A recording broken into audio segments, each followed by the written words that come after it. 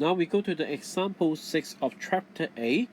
In this figure, this is a point on BC.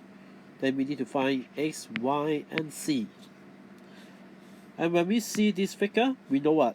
The triangle ABC is an isosceles triangle. It is given. And as we see that there are two 25 degrees, the angle BAD is equal to angle CAD is equal to 25 degrees. So actually, AD is an angle bisector.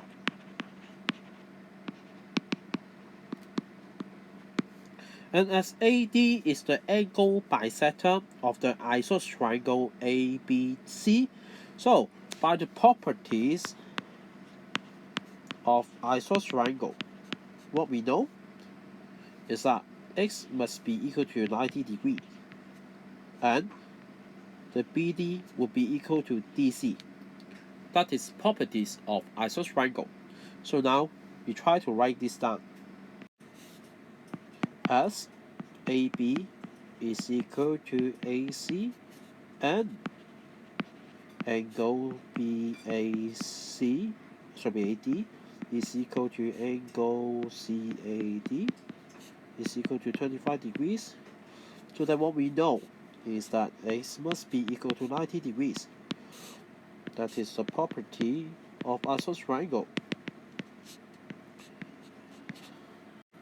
And Z will be equal to 6. It's also property of isosceles triangle. So after we found these two unknown, the last one we left is the y. So actually, if you observe the triangle ADC, you will see that x plus y plus 25 degrees will be equal to 180 degrees. That is the angle sum of triangle. So lastly, we will find that y would be equal to 65 degrees. That's it.